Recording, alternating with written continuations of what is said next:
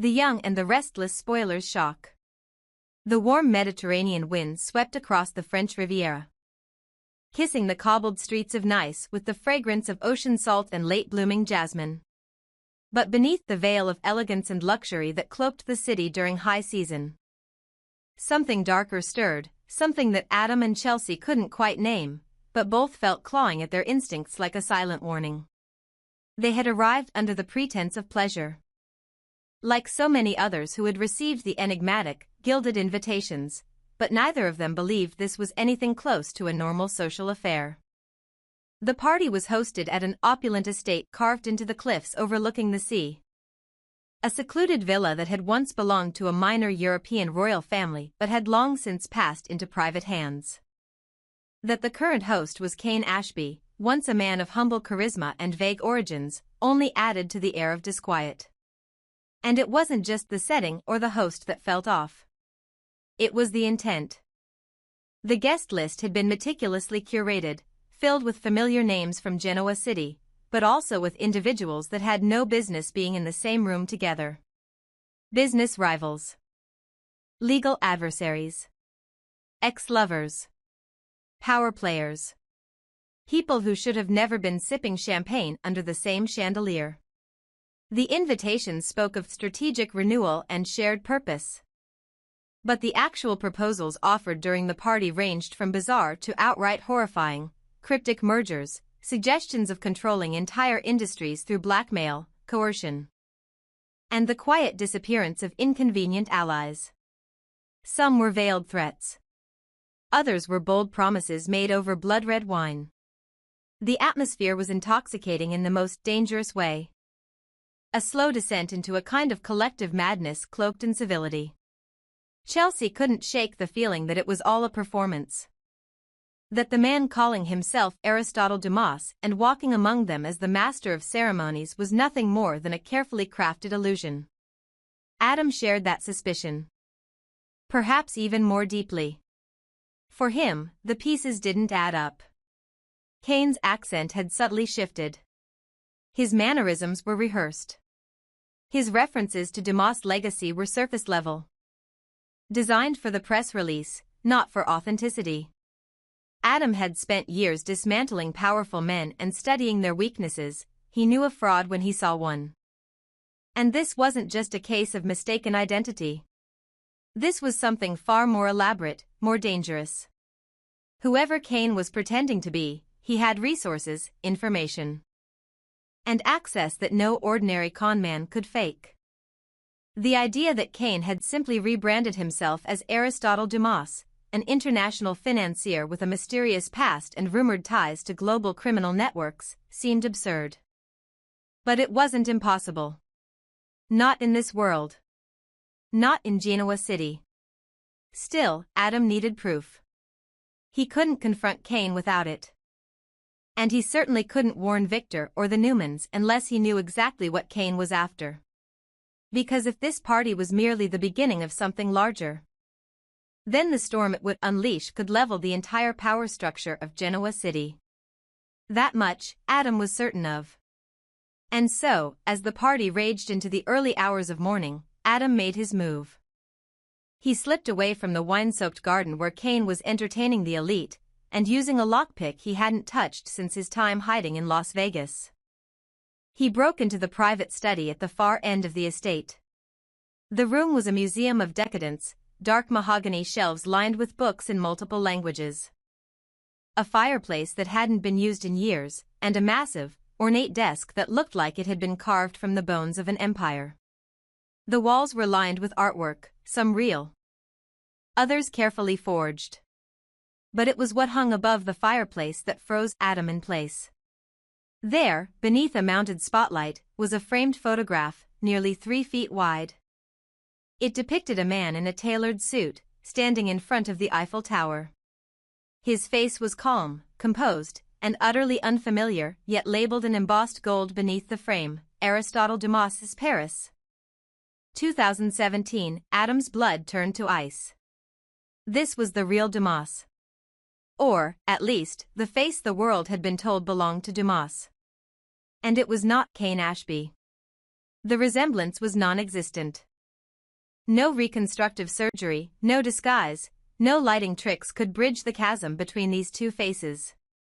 The man in the photo had sharper features, Mediterranean eyes, and a scar on his neck barely visible beneath the collar. Cain had none of these traits. None. Adam slowly stepped closer, then noticed something stranger still, beside the photograph. Behind a thin glass panel embedded into the wood, was a collection of identification cards, passports, driver's licenses, and a thumb drive. The names varied. The faces did not. They all matched the man in the photo. Different aliases.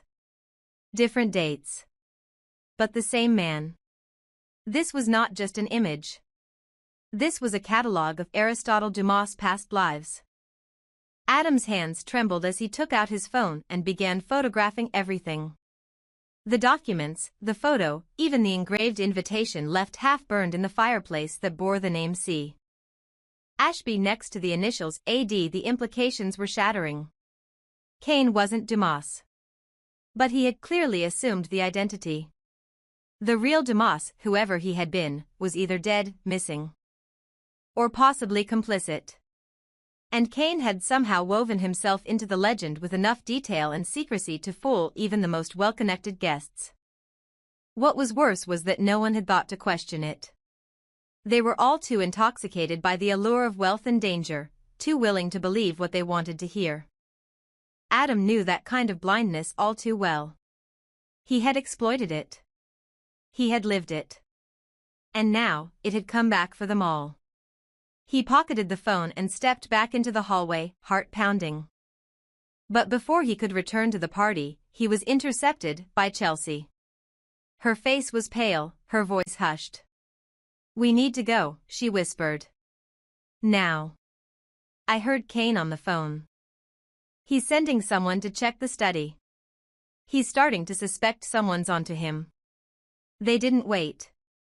They slipped out through a side passage into the vineyards behind the estate. Hailing a private car waiting for guests who had passed out or quietly left before things got too strange. But even as the sun rose over the hills of Provence and painted the sky in shades of gold, the darkness inside Adam only grew deeper. They had the proof.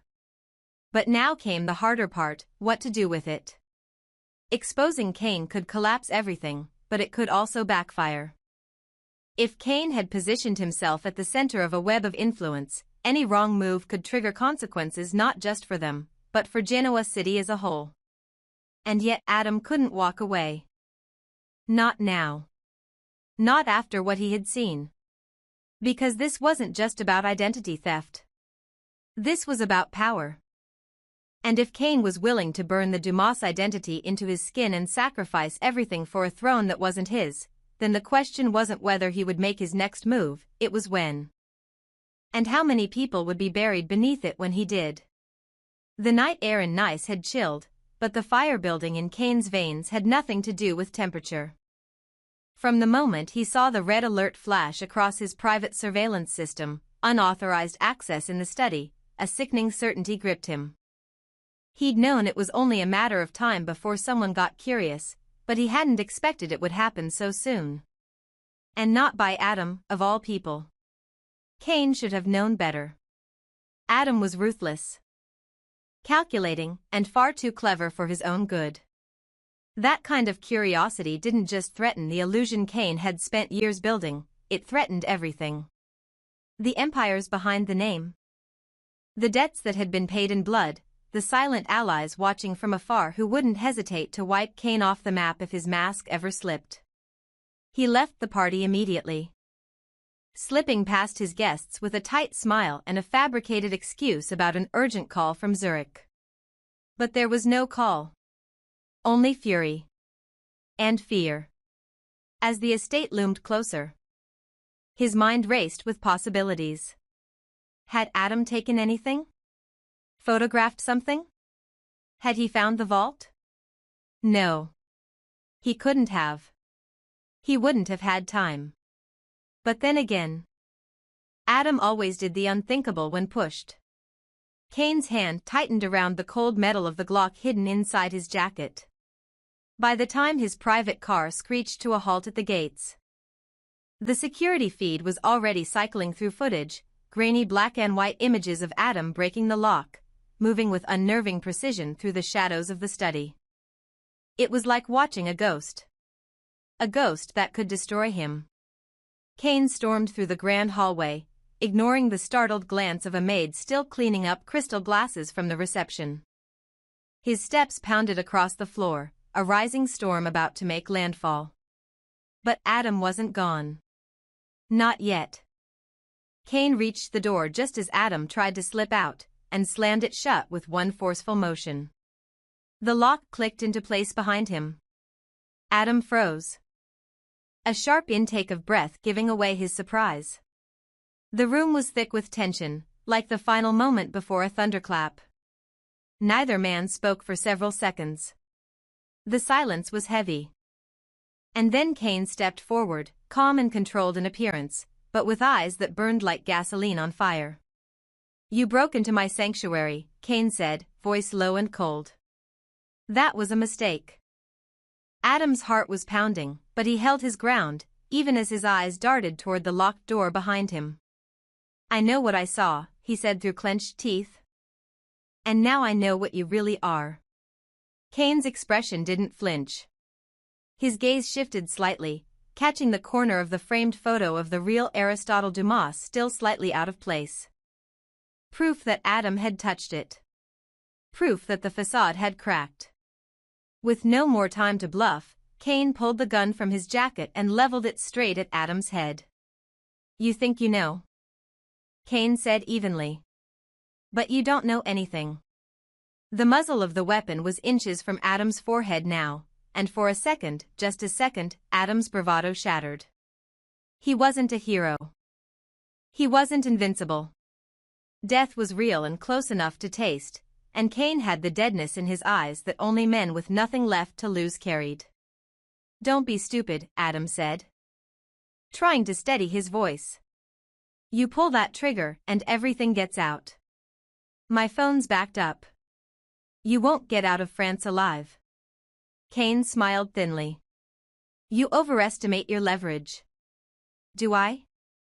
Adam snapped back, trying to ignore the cold sweat beating at his temples. "Because I have what you fear. The face of the man you stole. The IDs. The entire illusion you're hiding behind. And I'm guessing you have some very powerful enemies who would love to know who's using the Dumas name without permission." That hit a nerve. Cain's jaw tensed. The finger on the trigger didn't move, but it didn't relax either. "Sit down," he ordered. Adam obeyed, slowly lowering himself into the leather armchair near the fireplace. Hands raised slightly in a mock surrender. Cain remained standing, gun still drawn, body like a coiled spring. But something had shifted. He wasn't going to shoot.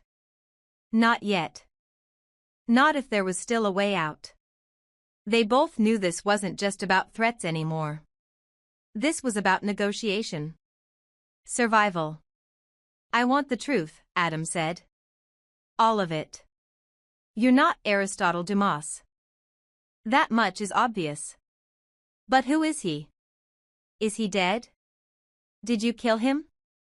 Cain exhaled slowly, his eyes narrowing. "You think you're ready for the truth, Adam, but you're not. You've lived your life thinking in terms of business takeovers and family betrayals. That's child's play compared to what I'm involved in now." "Then enlighten me," Adam said. "Because from where I'm sitting, it looks like you're a fraud with a death wish, parading around in someone else's life." Cain finally lowered the gun slightly. "Dumas was real. Is real. But he's not who people think he is. The man in that photo was just one of his faces. The public one. The respectable one. But Dumas was never a single person. He's a syndicate. An entity. A name passed down through shadows." Adam blinked. "Are you saying it's a title?" Cain nodded slowly. "Yes. And I was chosen to carry it. But it's not something you inherit through blood. You earn it by surviving. By eliminating the last one to hold the name. And by keeping the illusion intact. Adam's stomach turned. So, you did kill him. Cain didn't answer directly. Let's just say the previous Dumas is no longer a concern. And now, I answer to someone else. Someone who orchestrates all of this from a higher perch. Adam's mind was racing. Trying to connect the dots. He'd assumed Cain was acting alone, or maybe with financial backing. But this was something far more sinister. A ghost network. A name passed from one master to another like a curse. And someone else, someone in the shadows, had pulled Cain's strings. I want a name, Adam said. Who's really behind this? Who do you work for? Who's calling the shots? Cain was silent for a long moment. Then, finally, he spoke. JT. The name hit Adam like a slap. JT Hellstrom? You're working for JT? Cain didn't smile. He's not the man you remember. He's changed. After what happened to him, after what the Newmans did. JT found purpose. He found people who saw potential in him. And now, he's building something bigger. Something stronger. I'm just the beginning. Adam stared at him, stunned. JT, a ghost from the past, a man once thought unstable. Maybe even dead, was the one behind Cain's rise? That revelation reframed everything. JT had disappeared for years after collapsing under the weight of trauma, betrayal, and psychological damage. But what if he had found allies in the underground world? What if he had rebuilt himself, more dangerous, more calculated, and more vengeful? It all made twisted sense. The party. The psychological games. The manipulation of identities. This wasn't just about business. This was about revenge. About rewriting power structures. And the Newmans, Adam included, were likely all on the list. Why me? Adam asked finally. Why now? Cain shrugged. Because we knew you'd figure it out eventually. You were always going to be a problem. JT predicted it. He said, Adam always digs too deep. But he also said you might be useful, if you lived. Adam sat back, breathless. The gun was no longer pointed at his head. But the threat hadn't lessened. In fact, it had grown larger than he'd ever imagined. He had proof. But now he had something more dangerous than proof. He had knowledge. And knowledge in this war might be worth more, or cost more, than his life.